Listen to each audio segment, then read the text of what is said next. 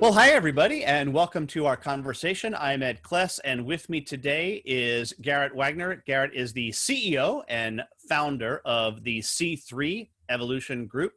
We are talking about the business slowdown and COVID and some things that you should be thinking about as we move forward, hopefully. We are recording this on March 26th, 2020. So just to give you a feeling of where we are. And Garrett, well, first off, welcome. Glad you're here. Ed, always a blast to hang out with you and have some interesting conversations. So I'm excited. It's a little like excitement to my day in the mix of this COVID lockdown. Otherwise, I'm just locked at home working away. So let's talk a little bit about that first. How has this affected you personally, first of all? Personally, it hasn't been too bad. I work from home a lot, so it's just a little more social isolation at home. But otherwise, I kind of like it. You can kind of just tune in, get some work done. I don't go to the office very much, but that's down. So I'm working out more, using my extra time, get a little exercise outside. So personally, not the worst thing ever, but it's definitely, I'm seeing that for multiple firms and in our own firm. It's a mix of tremendously disruptive and a ton of opportunities at the same time, a little bit of good and bad. So let's talk about that. So from a firm perspective, what are the things that you guys have had to adjust to? You said many of you probably already did do some work at home stuff, so it wasn't that much of a shift. But has there been any impact specifically to your organization at this point? Luckily for us as a firm, we already set up to work virtually, work remotely. So that wasn't hard just telling people to just not come in at all. We're actually better off because we have a number of gig employees that work for us virtually around the country. And most of them, their full-time job is off. They can't work from home. So our 3 gig people are all like, hey, I can work 40 extra hours a week. For us, that's great. Who doesn't want to pick up 40 extra hours a week times 3 people in the busiest couple weeks of the year? Couldn't be happier. But luckily, we had the technology in place to do that and are trying to figure it out right now.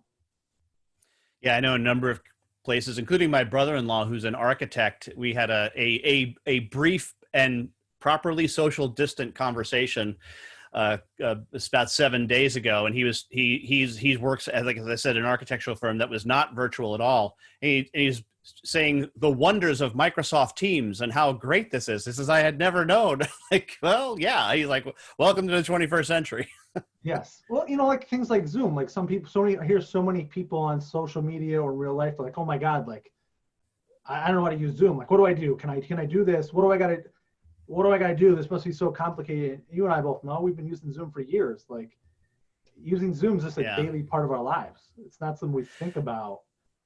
So yeah, those firms that are ready to deal with the disruption and those businesses that are ready to deal with it are much better off than those that are trying to catch up to this idea of Teams and Zoom and virtual work. Yeah, I was having a conversation with my wife as we were walking this morning, and she said something really funny, which I fully intend to post on Facebook at some point. She says, good. One of the things we're all going to miss when we get back from this is the mute all function during a meeting. Yes, if we go back. This reminds me of, there's a firm I know in Indiana, Summit CPA, and they went virtual, I don't know, like 10 years ago, because they remodeled their office. So everyone had to work from home during the remodel. And once it was done, they're all like, yeah, I don't really want to come back. Why don't we bother with them remodel? Why we should have just sold it? Yes. And now there's a funny story why that he was in still an office there. But besides that, like, hopefully this will just push that shift further. A lot of us will say, yeah, I don't need to be back in the office 40 hours a week anymore. I can work from home, and I kind of like it. Yeah, I think so. I think it's very possible that we see that. But let's turn your attention to those that you serve, your customers. Yeah. What's been the impact there? All over the board. We got some customers that are totally fine right now, and some that are just freaking out like on a daily basis. And that's where we as CPAs can really step it up and do, our job as the most trusted advisor, the most relevant advisor, and help them through this time of trouble. Not just blast them with an email update every single day with 400 pages of new updates. Have a conversation with them and talk about what's their pain point, what's their struggles, what's going on, because each one's different. And one of the biggest takeaways is the rules are changing so much every day, from unemployment, paid leave, federal loan programs, state loan programs, banking loan programs. it's really got to be on a case by case basis. Yeah, probably best to just send somebody a link and say we'll change the information there rather than blasting them with emails. I don't know about you, but I got an email from every single company that I've done business with in the last 10 years telling me what their COVID plan was, which I suppose was nice, but at a certain point, it was just like, you know what, I really don't care what you guys are doing about this. This is just not my concern. Like, I got the email from GM Financial where my car lease is through. Like, do I really care what they're doing? Like, if you're going to tell me that you're going to suspend my payment, that's great. Otherwise, like, you're going to take my money. So, like, I don't care what your plan is. Yeah. What are they going to say? We're no longer licking the stamps and envelopes, so you don't have to worry about opening it. I mean, I mean, I don't even get a bill in the mail anymore. So it is just like, right. But yes, I agree. There's so much just noise. So how do we try to find a way to just not be more noise in there, provide useful information? And it's tough because some clients, like I said, are freaking out. Their business is closed. We got some clients that own, gyms, especially lawn and landscape companies. New York's on only essential employees can operate right now. And what isn't an essential employee kind of changes every day. Sometimes New York State has rules on their website in the morning, and by 5 o'clock, they're no longer on their website because they changed their mind. Wow. Yeah, that's challenging. And of course, the real answer is just from an economic standpoint is we don't know what's essential or not essential until we say that should have been essential.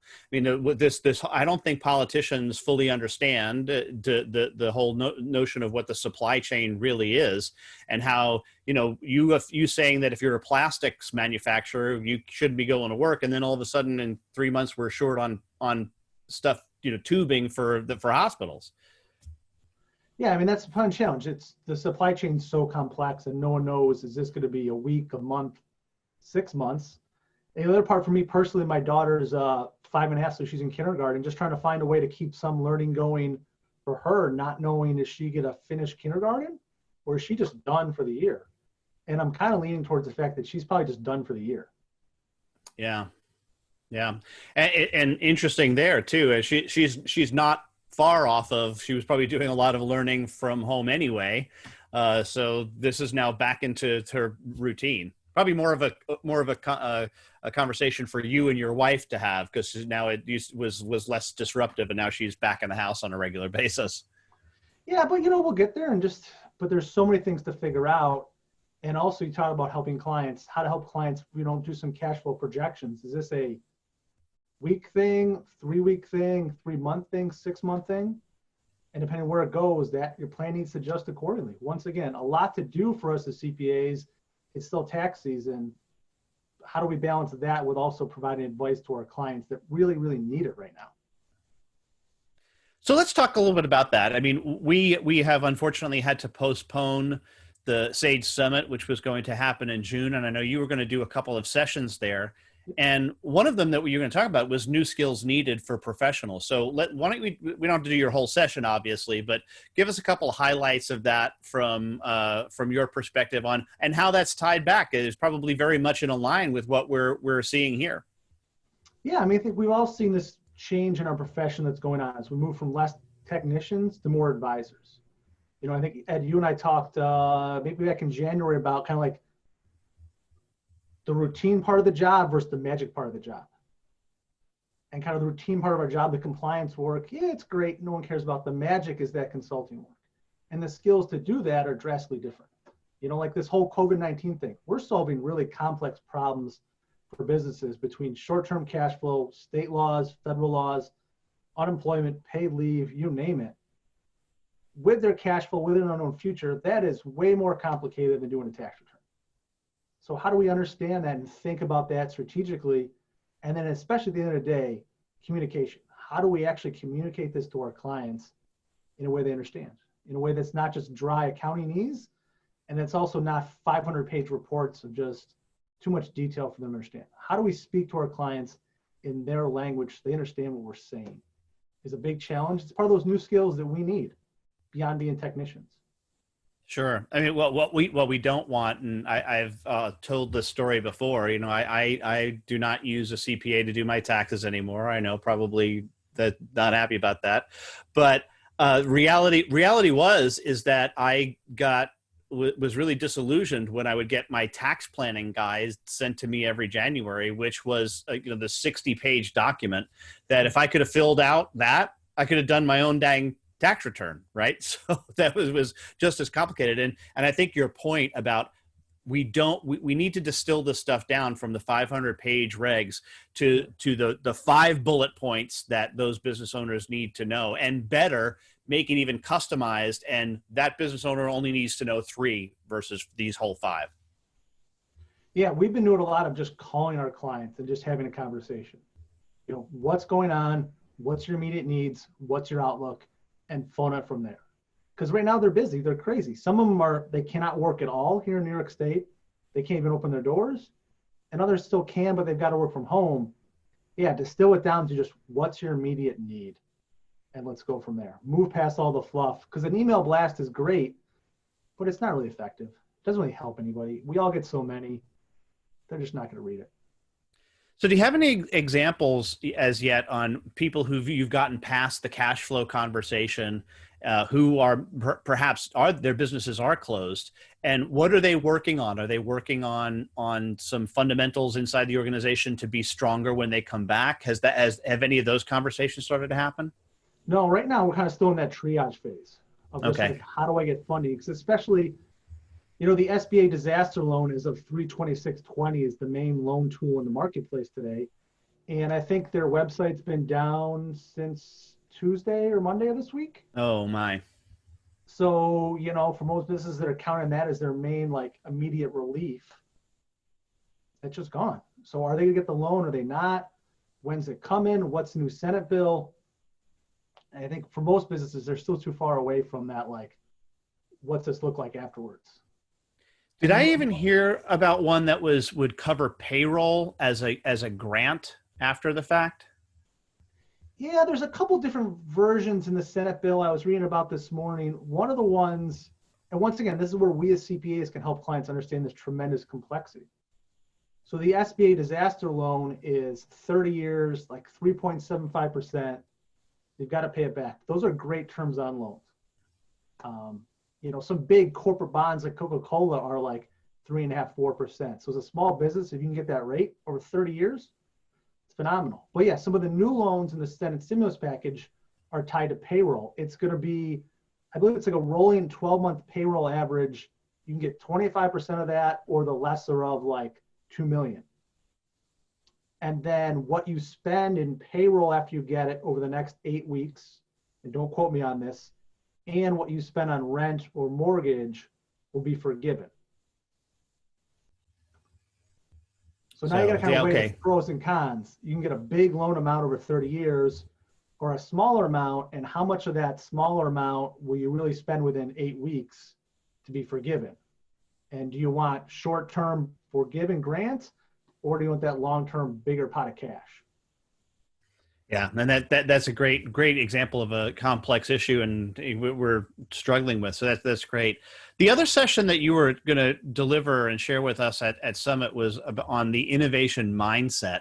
And give me a highlight or two from that one, and how you see that tying back into what we're seeing today.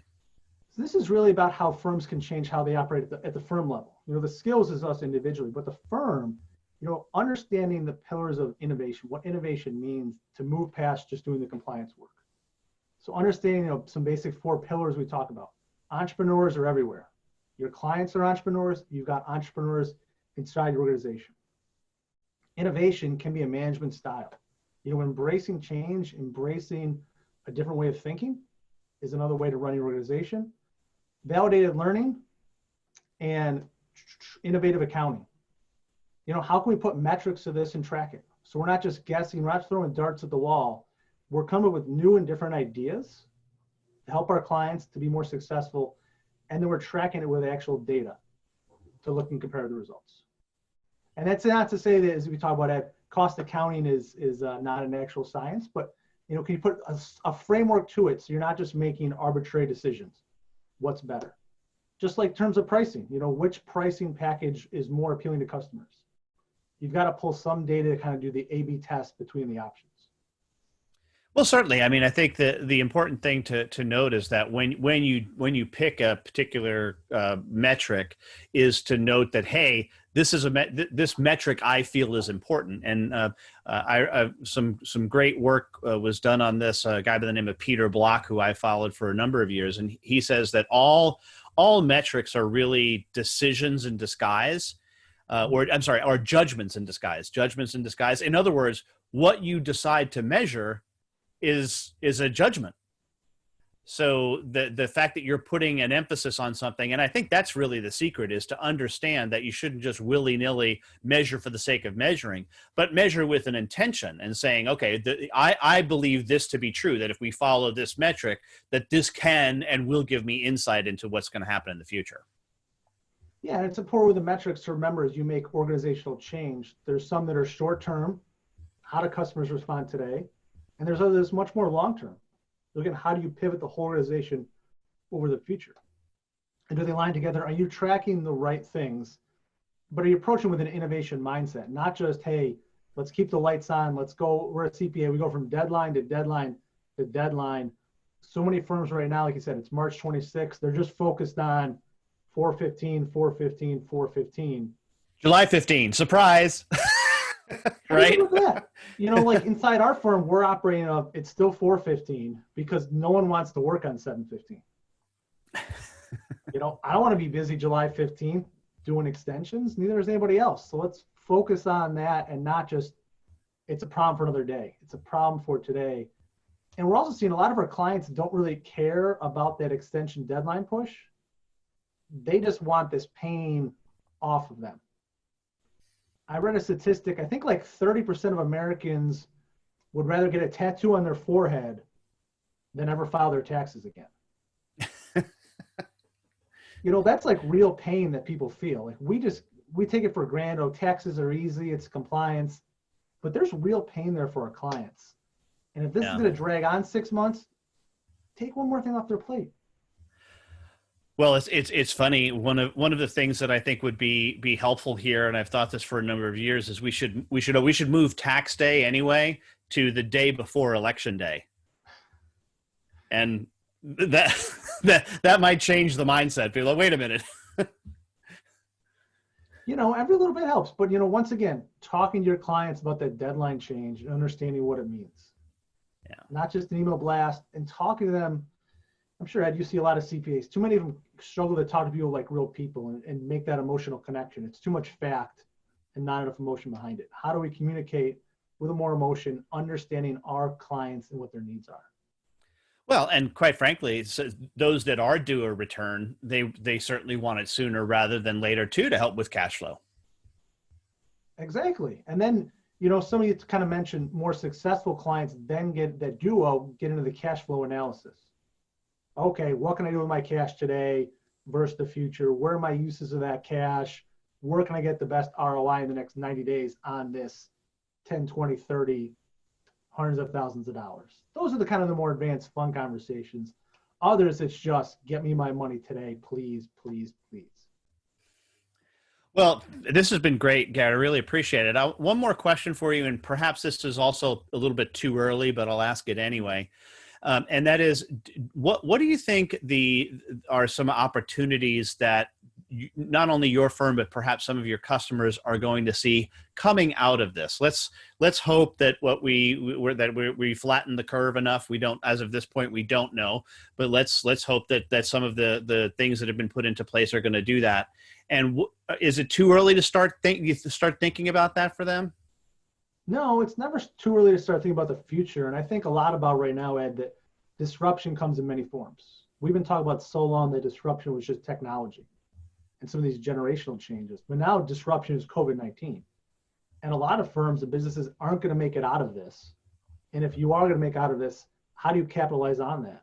Instead of having 100 competitors, you're down to 20. How do you take advantage of that and grow even stronger? And that's going to be the exciting part, whether you're a CPA firm or to make proverbial widget. If you make this through this, how do you become more successful as a result? And Garrett, just in case, how can somebody contact you if they want to get a hold of you? LinkedIn, Twitter are easy ways. social media, things like that. Or I don't know if my email will be posted in this. They can always send me an email.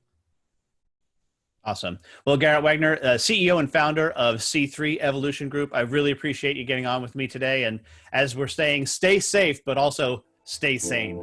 Thanks, Ed. Take care, everybody.